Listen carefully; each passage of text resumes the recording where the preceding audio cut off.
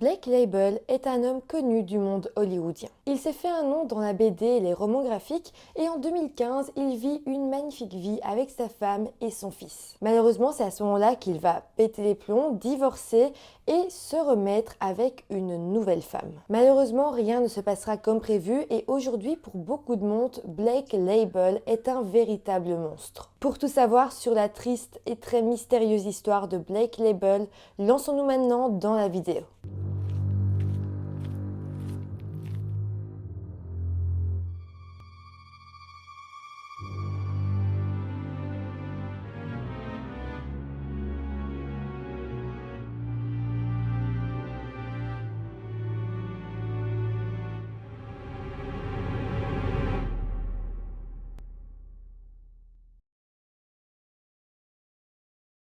Hello tout le monde, j'espère que vous allez bien. Aujourd'hui, je vous retrouve avec une histoire qui se passe à Los Angeles, à Hollywood pour être plus précis.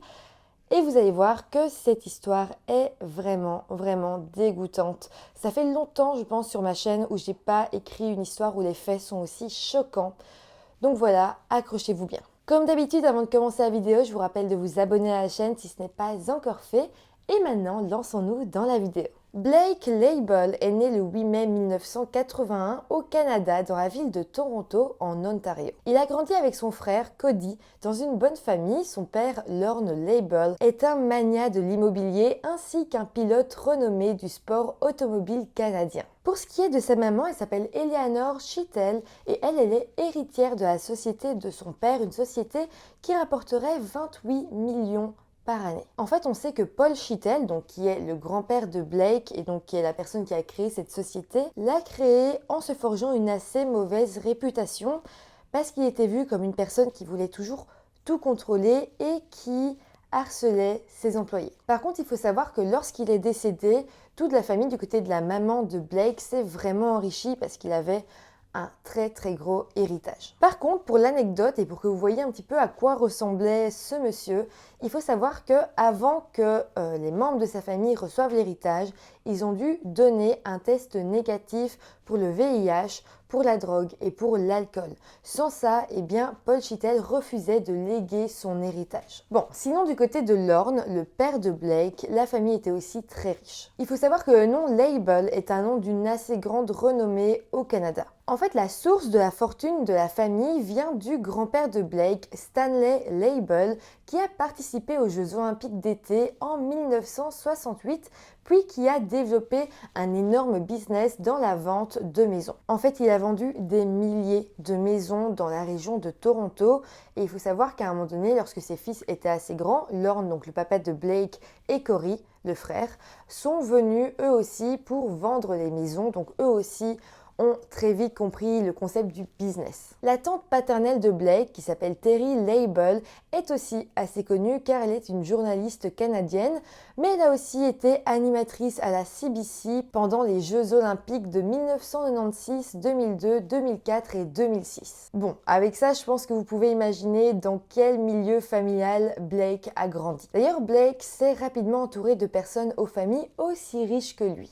D'ailleurs, il était très proche d'un certain Jake Leitner et Lawrence Longo, qui étaient aussi deux hommes qui venaient de familles extrêmement riches. D'ailleurs, ces deux hommes étaient destinés à de très belles carrières et je pense que c'est pas pour rien que Blake s'est comme associé avec eux. En fait, au milieu des années 2000, Blake et donc ses deux amis ont pris la décision ensemble de déménager à Los Angeles. Là-bas, ils vont rejoindre un groupe de personnes qui étaient assez riches et qui s'entraidaient pour se faire un nom à Hollywood. De plus, Blake était vraiment pas seul à avoir rejoint Hollywood car son frère Cody s'y était déjà installé depuis un petit temps et avait ouvert un label. De plus, il s'était spécialisé dans les jeux de poker, donc clairement, Blake avait déjà des bons contacts à Hollywood et il avait tout pour réussir. Blake a alors commencé à se présenter comme un créateur de nouveaux mondes auprès de toutes ces nouvelles rencontres à Los Angeles. Il s'était en fait lancé dans l'illustration et selon ses mots, il aidait les écrivains à transformer leur art. C'est sur cette lancée que Blake et ses deux amis qui venaient de Toronto vont lancer ensemble une maison d'édition qui s'appelait Fantasy Prone. En fait, il faut savoir que si Blake va devenir un nom d'Hollywood, c'est surtout grâce à son travail dans les bandes dessinées et les romans graphiques. La société qu'il avait montée avec ses amis va alors publier pas mal d'ouvrages, dont United Free Worlds, qui était une série de science-fiction en roman graphique écrit et dessiné par Blake Label. Mais c'est pas tout, leur maison d'édition publiera aussi un autre livre de Blake qui s'appelle Gold Medal Rabbit et qui est un livre pour enfants réalisé en coopération avec l'acteur Wilmer Valderrama. Grâce à ça, Blake va vraiment se faire connaître et en 2008, il va avoir de plus en plus d'opportunités. Il va alors travailler pour la télévision et il va collaborer avec un très gros producteur hollywoodien, Mel Brooks, sur la série d'animation pour adultes Spaceballs de Animated Series. Un an plus tard, il écrivait et réalisait le film Bold, un film sur un étudiant universitaire chauve qui se fait virer de son école. Bon, malheureusement pour lui, le film n'a pas énormément marché, donc comme je vous dis, s'il était vraiment connu, c'était surtout pour les BD et les livres graphiques, parce qu'au niveau du cinéma, c'était pas vraiment ça. Au niveau de sa vie personnelle, il a connu à Hollywood Amanda Brown, une ancienne mannequin, et en mars 2011, ils se sont mariés. Puis un mois plus tard, elle a donné naissance à leur premier fils. À ce moment-là, la famille vivait ensemble dans un manoir à Beverly Hills, donc autant vous dire que financièrement, tout se passait à merveille pour eux. Blake a aussi commencé à fréquenter un club privé d'Hollywood appelé la Soho House. Bon, en dehors de ce rêve éveillé, on va dire, on va se rendre compte quand même que Blake avait des petits soucis pour gérer son argent. En fait, certains de ses amis et collègues avaient expliqué que Blake avait tendance à dépenser son argent, parfois beaucoup d'argent, pour créer des projets qui au final ne voyaient jamais le jour. Parfois, il lui arrivait même d'écrire et d'autoproduire des romans graphiques, mais des romans graphiques un peu différents, qui étaient extrêmement, mais vraiment extrêmement violents, glauques. Et donc, personne ne les achetait, ou en tout cas aucune vraie maison d'édition ne les achetait. Et donc, ce qui se passait, c'est qu'il les imprimait, il allait dans des petits magasins de bande dessinée et les donnait gratuitement à des personnes. Mais bon, ça lui faisait perdre énormément d'argent et c'était quand même un peu bizarre. Bon, ici, on va apprendre deux choses. Premièrement, on va apprendre que Blake était assez dispersé, qu'il n'arrivait pas vraiment à gérer sa fortune. Mais surtout, on apprend que Blake réalisait certains romans qui étaient très glauques. J'ai alors un peu fouillé et j'ai appris qu'à l'époque, un de ses collaborateurs avait expliqué que Blake manquait énormément de réunions et qu'il semblait être obsédé par les thèmes de la violence et de la brutalité. Pour vous donner un exemple, en 2010, il va écrire un roman graphique appelé Syndrome qui racontait l'histoire d'un docteur neuropathologiste qui désirait étudier un tueur en série et trouver un remède contre la maladie qui fait que les hommes font des choses terribles. Et vraiment, ce livre est assez étrange. D'ailleurs, au début de ce livre, il y a comme 2 pages d'introduction qui sont écrites par Blake lui-même. Et dans cette introduction, il demande au lecteur qu'est-ce qu'ils feraient si eux aussi, ils avaient en eux cette pulsion, ce besoin de faire du mal aux choses. Ça pourrait paraître anodin, presque un peu de mauvais goût à la limite, mais quand on connaît la suite des événements, vraiment, ça devient très très glauque. En fait, là, on se rend compte que Blake est dans une phase très très sombre de sa vie, et quand on demande à ses amis quand est-ce que ça a commencé, ils vont répondre que c'est au moment où Blake va perdre sa maman. Sa maman va en fait décéder en 2011, la même année que son mariage, et c'est vrai que c'est à partir de là qu'il va commencer à sombrer parce qu'il faut savoir que lui et sa maman étaient extrêmement proches. Un de ses amis dira d'ailleurs, sa mère était la personne dont il était le plus proche et cela l'a vraiment bouleversé. Elle était vraiment une encre pour lui. Et c'est pas tout parce qu'en fait à la mort de sa mère, Blake va se retrouver presque sans argent. Il faut savoir qu'il dépendait beaucoup plus de sa maman que de son papa parce que ses parents avaient divorcé et c'est sa maman qui l'avait pris en charge. Et une fois que sa maman était décédée, elle ne pouvait plus lui donner d'argent. Il faut savoir qu'elle lui donnait plus d'1 million par année. Donc Blake avait du mal à pouvoir suivre ce mode de vie hollywoodien. Disons qu'après ça, la vie de Blake a complètement changé et tout ce qu'il avait de positif dans sa vie, c'était sa femme Amanda et son fils. Mais tout ça ne va durer que 4 ans car en juillet 2015, il va quitter sa femme du jour au lendemain et demander le divorce. Ce qu'il faut aussi préciser et qui est vraiment vraiment important dans cette histoire, c'est que lorsqu'il a quitté sa femme et demandé le divorce, Amanda était de nouveau enceinte et de 8 mois. À ce moment-là, un des amis de Blake avait été interrogé et il dira que selon lui, Blake devenait de plus en plus paranoïaque et il dira qu'en plus d'avoir demandé le divorce, Blake avait aussi rejeté la majeure partie de son cercle d'amis, dont ses meilleurs amis avec qui il avait quitté Toronto pour s'installer à Los Angeles. Donc voilà, pour beaucoup, ce changement soudain de la part de Blake était très étrange et ne présageait rien de bien. Par contre, l'avocat de Blake, qu'il avait représenté pendant le divorce, dira que selon lui, Blake agissait normalement. Selon lui, Blake avait vraiment tenu à rester proche de son fils et faisait tout pour que le divorce se passe à l'amiable. Mais ce ne fut pas du tout l'avis d'Amanda, donc son ex-femme.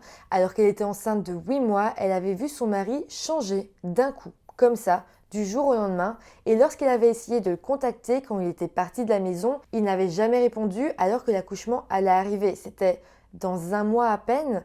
Et lui, il donnait un silence radio et c'était vraiment bizarre. Mais on va apprendre très rapidement que Blake était à présent en couple avec une nouvelle femme. Elle s'appelait Yana Kazian et était une jeune mannequin originaire de Kiev en Ukraine et elle était arrivée aux États-Unis pour essayer d'avoir une vie meilleure. Après ça, tout va aller très vite. En août 2015, Amanda va accoucher de son enfant et de celui de Blake, encore un petit garçon, mais un mois plus tard seulement, on va apprendre que Yana, la petite amie de Blake, est tombée enceinte à son tour. Quand tout le monde va apprendre la nouvelle, ce sera pour eux surréaliste. Selon eux, Blake devait avoir une crise de la quarantaine. Il venait de quitter sa femme enceinte, tout ça pour se remettre avec une autre femme et la mettre enceinte à son tour. Pour tout le monde, il avait clairement pété les plombs. C'est le 3 mai 2016 que Blake et Yana accueilleront alors leur nouveau bébé, une petite fille, et à ce moment-là, Blake paraissait vraiment heureux. Il avait l'air épanoui et se sentait bien dans sa nouvelle vie,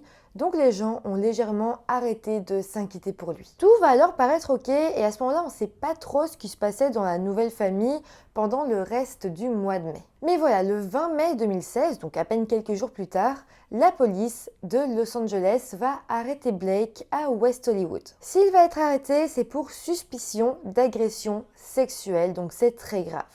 On ne sait pas exactement ce qui s'est passé, j'ai pas trouvé énormément de détails, mais il paraîtrait que Blake aurait agressé sexuellement une fille et qu'il aurait par la suite appelé la police qui aurait directement débarqué et arrêté Blake. Il a alors été emmené en détention provisoire et il y est resté 15 heures avant qu'il finisse par payer une caution de 100 000 $. Lorsque Yana, donc sa nouvelle petite amie, a appris l'arrestation de Blake et le motif, elle a alors quitté l'appartement qu'elle partageait avec lui et est partie vivre chez sa maman. Mais bon, 4 jours plus tard, le mardi 24 mai, Blake a appelé sa femme et s'est excusé en lui disant qu'il ne pouvait pas vivre sans elle. Yana était un peu embêtée, elle avait pris sa décision, elle était très fâchée contre Blake, mais malgré tout, elle va un petit peu prendre pitié de lui et elle va accepter de le rencontrer chez lui pour qu'il puisse s'expliquer en face à face. Yana va alors dire au revoir à sa maman le soir même et dira qu'elle revient un peu plus tard, qu'elle va simplement chez Blake pour discuter. Mais voilà, la nuit arrive et Yana ne rentre pas. Olga, sa maman, va alors se dire que quelque chose ne va pas. Elle va alors se rendre jusqu'à l'appartement de Blake et là, il faisait noir et personne ne semblait être à l'intérieur. Malgré tout, elle va frapper à la porte, crier, mais personne ne viendra jamais lui ouvrir. Cette nuit-là, à 1h du matin, la sœur de Yana, qui elle n'était pas du tout aux États-Unis, va recevoir un appel de Yana. Elle va arriver trop tard, elle va pas pouvoir répondre au téléphone, elle va donc essayer de la rappeler, mais malheureusement, elle ne répondra pas et c'était le dernier signe de vie de Yana. Nous sommes maintenant le lendemain, le mercredi 25 mai 2016. Olga, la maman de Yana, va se rendre chez un shérif dont le bureau se trouvait près de l'appartement de Blake. Elle va le convaincre de l'accompagner jusqu'à l'appartement de Blake et encore une fois, Olga va toquer, crier, mais personne ne lui ouvrira. Elle demandera alors au shérif d'enfoncer la porte parce que clairement, elle le sait, quelque chose ne va pas, sa fille n'est pas revenue.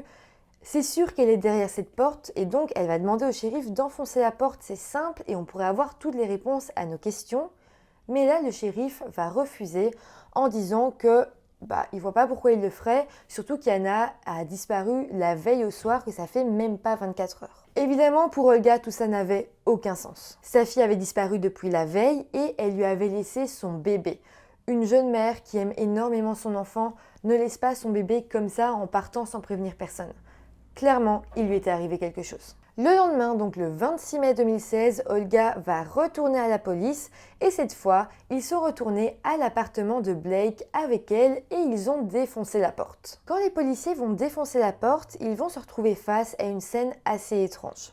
En fait, Blake avait construit derrière sa porte d'entrée une barricade avec des meubles et de la literie, des couvertures, etc.